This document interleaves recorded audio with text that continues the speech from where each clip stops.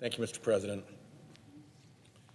Mr. President, I rise today for now the 9th time to unmask the right-wing dark money scheme to capture our Supreme Court. I say capture in the sense of regulatory capture and agency capture, well-known phenomenon. Today, I turn to an important tool of the scheme's apparatus, the orchestrated amicus curiae brief. So first things first, amicus, or friend of the court briefs, are an important instrument in our judicial system. They help those who aren't parties to a case to share their expertise, insight, or advocacy with the court. I filed them myself. Friend of the court briefs are necessary and useful, usually. However, in recent years, the court has had a lot more friends than it used to. Amici filed 781 briefs in the 2014 Supreme Court term, a more than 800% increase from the 1950s and a 95% increase just from 1995. In the 2010 term, 715 amicus briefs were filed in 78 cases. By 2019, that number had swelled to 911 briefs in just 57 cases. The average number of briefs per argued case almost doubled, from 9 in 2010 to 16 in 2019.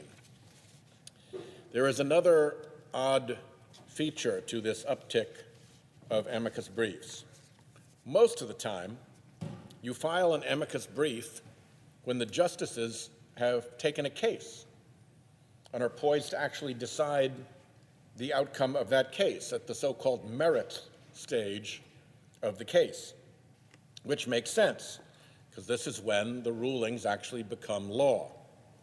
But these days, more and more amici arrive when the court considers whether to take up the case, when the justices are deciding whether to grant certiorari, or cert. Between 1982 and 2014, the percentage of petitions with at least one cert stage amicus more than doubled. And justices pay attention to amicus briefs. The court cited amicus briefs 606 times in 417 opinions from 2008 to 2013, far more than in the past. These briefs don't always add value, and top appellate judges are beginning to sound that alarm. Seventh Circuit Judge Michael Scudder said in 2020, too many amicus briefs do not even pretend to offer value, and instead merely repeat a party's position and serve only as a show of hands on what interest groups are rooting for what outcome.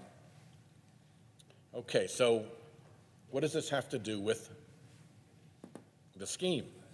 Well, what happens if the justices whom dark money forces ushered onto the court are looking for that show of hands?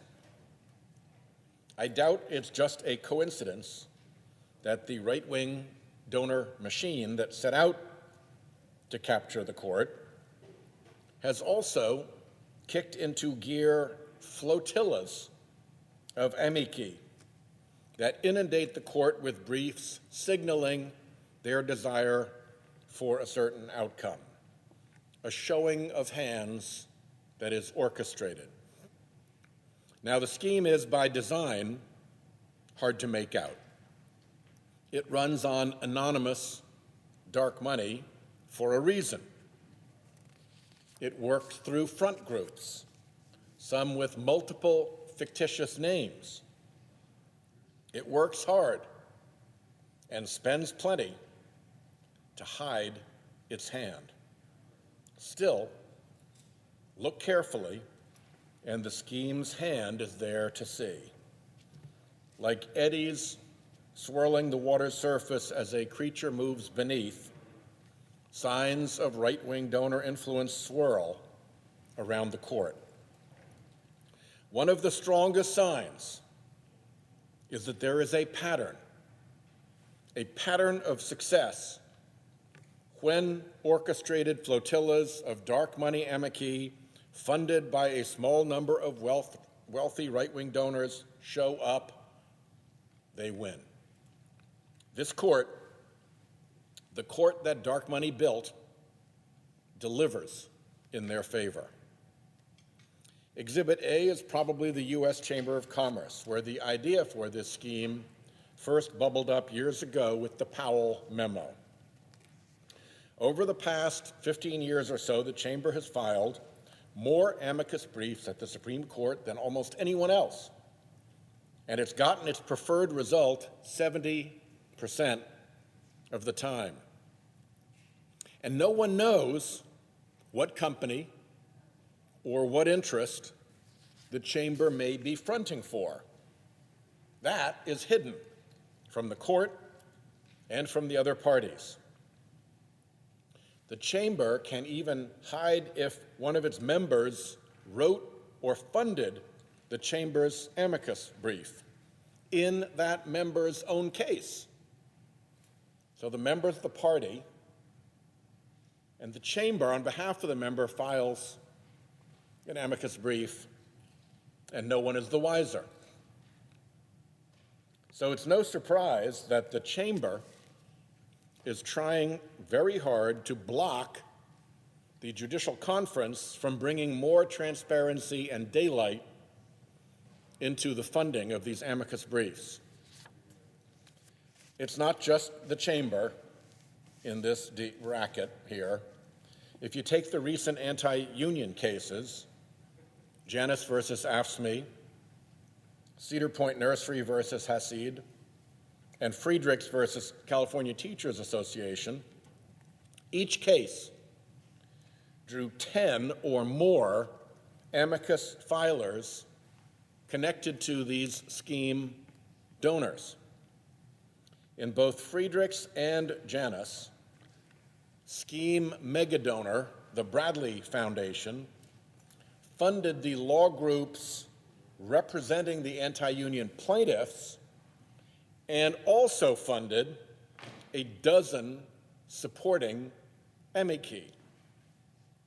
The front groups even swapped seats, with a group representing plaintiffs in one case turning up as an amicus in the other case, and vice versa. It's a front group pea and shell game that the court, for some reason, indulges. No surprise, all of these cases delivered big wins for corporate interests out to weaken organized labor. Or you could look at the scheme's attack on the Consumer Financial Protection Bureau.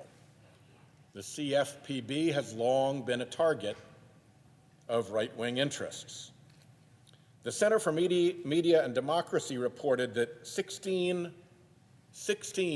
right-wing foundations, including the Bradley Foundation and Donors Trust, had donated almost $70 million to 11 amici who opposed the Consumer Financial Protection Bureau. I did a brief in that case, an amicus brief of my own, and I put this graphic in my amicus brief as an appendix to show the court the common funding of all of these groups that purported to come in as independent, unassociated amicus filers.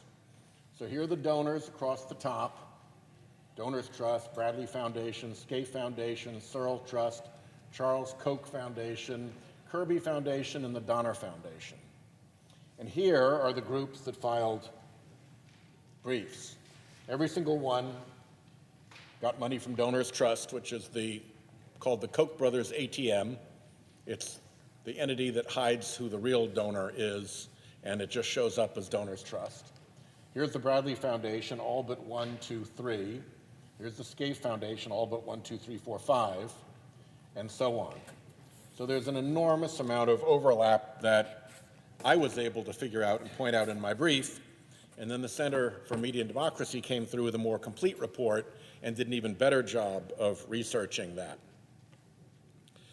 So remember from my previous speeches how it was the Federalist Society that was home to the dark money turnstile that selected all 3 of Trump's Supreme Court appointees. 11 amici supporting the challenge to the CFPB received funding from entities that also funded the Federalist Society. So it is a pea and shell game of funded amici with a lot of shells. And then there's the biggest scheme case of them all. You might call it the Scheme-a-Palooza. The case was called Americans for Prosperity Foundation versus Bonta. In this case, more than 50 dark money organizations filed amicus briefs at the cert stage, when the question is, do we take the case, before it's even being argued on the merits. 50 dark money groups appearing at the cert stage. And another 45 turned up at the merit stage, all to support the Americans for Prosperity Foundation, which you will recognize as the Koch-backed twin to Americans for Prosperity, which is the front group at the heart of the Koch brothers' political operation. It is the center of the right-wing political dark money web. Essentially, the Americans for Prosperity Foundation and Americans for Prosperity are the same organization. In current state-of-the-art dark money politics, you twin a 501c3 and a 501c4 and work them as a pair. And sure enough, if you look at Americans for Prosperity and Americans for Prosperity Foundation, they share quite a lot. They share the exact same address, for instance. 1310 North Courthouse Road, Suite 700, Arlington, Virginia. They share the same CEO. They share the same senior vice president of grassroots in Americans for Prosperity and senior vice president for state operations in Americans for Prosperity Foundation. They share the same senior vice president of policy. They share the same chairman of the board. They share the same president. If you were to do a piercing of the corporate veil analysis, you'd be hard-pressed to show that these are not essentially the same organization. And that armada of amici that came into the Americans for Prosperity Foundation case, all of them received funding from the Koch political network or the Koch identity laundering group Donors Trust. At least 11 prominent right-wing groups gave close to $222 million spread across 69 of those amici who came in to support their fellow American for Prosperity Foundation. If the little flotillas of a dozen or so in the CFPB case and in the anti-labor cases were sending a signal to the court, this turnout was a screaming alarm, a megaphone in the court's face. So what made the AFPF case such a big deal for the scheme? Well, This case gave the court that dark money built an opportunity to do something the dark money donors desperately wanted. It gave the court the opportunity to create for the dark money donors a new constitutional right. A new constitutional right to dark money, the essential political weapon for the scheme. And the court did it. The Republican justices, 6-3, did it. The court that dark money built struck down a state rule requiring limited disclosure of nonprofit donor information from a very political nonprofit, and went on to cast a shadow of doubt on the constitutionality of disclosure requirements of any kind. The amicus mischief at the court continues. Look at the gun case before the court right now, New York State Rifle and Pistol Association versus Bruin. This case is priority number one for the NRA and its gun industry backers. It has been a centerpiece of the scheme for a very long time to have the court create gun rights that even a Republican Congress won't give to the firearms industry. So in this case, the amicus signal flags are flying. 65 organizations filed briefs supporting the NRA affiliate that brought the challenge. At least 13 of those groups have ties to the scheme's dark money funding network. Several amici are arms of other amici, that is, the fundraising or lobbying arm of an organization that itself also filed a brief in the case. At least 5 amici are NRA affiliates, and they were joined by the NRA's Civil Rights Defense Fund. And believe it or not, thanks to leaks by Russian hackers, we have seen that the NRA paid a lawyer at one of the amicus groups hundreds of thousands of dollars to file pro-NRA briefs in this case, none of which was disclosed to the court, none of which was disclosed to the parties, none of which was disclosed to the public. It took Russian hackers to find out that the NRA was funneling money to an amicus for a brief. Well, it seems like the justices got the signal from all of those dark money-funded amici. Based on questioning from the court Republicans at oral argument, this case looks almost certain to go in the scheme's favor. Pause to consider what this means. The NRA basically cloned itself to amplify its voice before the court, just as other scheme front groups have done in other cases, in wave upon orchestrated wave of amicus briefs, washing into the cases that matter to the scheme's big donors. And when those little orchestrated flotillas or the big orchestrated armadas show up at the court to signal what they want, they always get what they want from the dark money majority at the court. Always.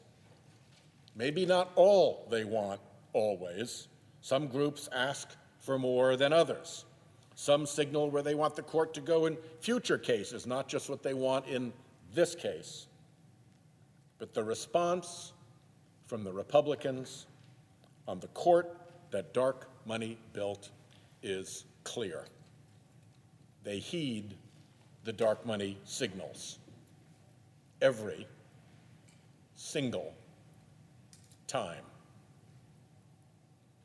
Mr. President, our Supreme Court is awash in dark money influence, with flotillas of dark money-funded front groups that don't bother to offer value, that aren't even real in the sense that they have no real business or function, that exist merely to signal their donors' desired outcomes while hiding their donors' identities.